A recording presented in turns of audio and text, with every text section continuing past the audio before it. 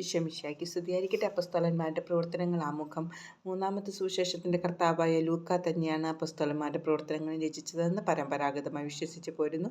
സുവിശേഷ രചനയെ തുടർന്ന് ലൂക്ക ഗ്രീസിലോ റോമായിലോ വെച്ച് അപ്പസ്തോലന്മാരുടെ പ്രവർത്തനങ്ങൾ രചിച്ചു എന്നത് കവിഞ്ഞ് എവിടെ വെച്ച് ഈ ഗ്രന്ഥം രചിക്കപ്പെട്ടു എന്ന് ഖണ്ഡിതമായി പറയാനാവില്ല. ഗ്രീക്ക് ഭാഷയിലെ പ്രാക്സൈസ് എന്ന ബഹുവചന സംജ്ഞയ്ക്ക് ഒരു മഹാരഥൻ്റെ എടുത്തു പറയത്തക്ക ചെയ്തികൾ, നേട്ടങ്ങൾ എന്ന അർത്ഥമാണ് ഉപയോഗം മൂലം ലഭിച്ചിട്ടുള്ളത്.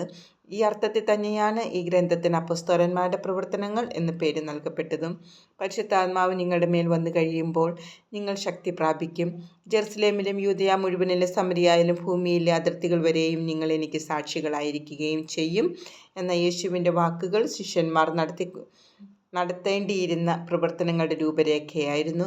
പരിശുദ്ധാത്മാവിൻ്റെ ആഗമനത്തോടെ ജെറുസലേമിൽ രൂപം കൊണ്ട സഭ വളരെ പേരെ അംഗങ്ങളായി സ്വീകരിച്ചതിനു ശേഷം അവിടെ നിന്ന് സമരിയായിലേക്ക് വ്യാപിച്ചു.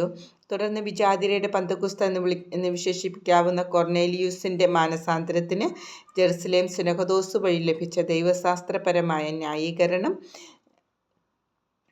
എന്ന സുപ്രധാനമായ വഴിത്തിരിവിലൂടെ റോമാ സാമ്രാജ്യത്തിൻ്റെ അറിയപ്പെട്ടിരുന്ന മിക്കവാറും എല്ലാ കേന്ദ്രങ്ങളിലേക്കും വ്യാപിച്ച് ഭൂമിയുടെ അതിർത്തികൾ വരെയും സഭ ചെന്നെത്തുന്നതിൻ്റെ ചരിത്രമാണ് ഈ ഗ്രന്ഥത്തിൽ കാണുക. ഈ വികസന പരിണാമങ്ങളെ രണ്ടായി തിരിക്കാം. മാതൃസഭയായും അപ്പസ്തോലികത്വത്തിൻ്റെ ഉറവിടമായും പരിഗണിക്കപ്പെട്ടിരുന്ന ജെറുസലേമിനെ കേന്ദ്രമാക്കിയുള്ള ആദ്യകാല പ്രവർത്തനങ്ങളാണ് ആദ്യത്തേത്. ഈ യഹൂദഘട്ടത്തിൻ്റെ നേതാവ് പത്രോസ് തന്നെ. യഹൂദന്മാരുടെ എതിർപ്പിന് വിഷയമായ ക്രിസ്തു സംഭവം പരിശുദ്ധാത്മാവിൻ്റെ നിരന്തര പ്രചോദനത്താൽ സകല മനുഷ്യരെയും സ്വാധീനിക്കുന്ന വിജാതീയ ഘട്ടമാണ് രണ്ടാമത്തേത്. പൗലോസാണ് ഈ ഘട്ടത്തിൻ്റെ നേതാവ്. അപ്പസ്തോലന്മാരുടെ പ്രവർത്തനങ്ങളിൽ നമ്മുടെ സവിശേഷ ശ്രദ്ധ ആകർഷിക്കുന്നതാണ് ഗ്രന്ഥത്തിൻ്റെ 1/3 വരുന്ന പ്രസംഗങ്ങളുടെ സമാഹാരം. അപ്പസ്തോല പ്രമുഖനായ പത്രോസിൻ്റെ 5 പ്രസംഗങ്ങളും പ്രേഷിതവര്യനായ പൗലോസിൻ്റെ 7 പ്രസംഗങ്ങളും ഇതിലുൾപ്പെടും.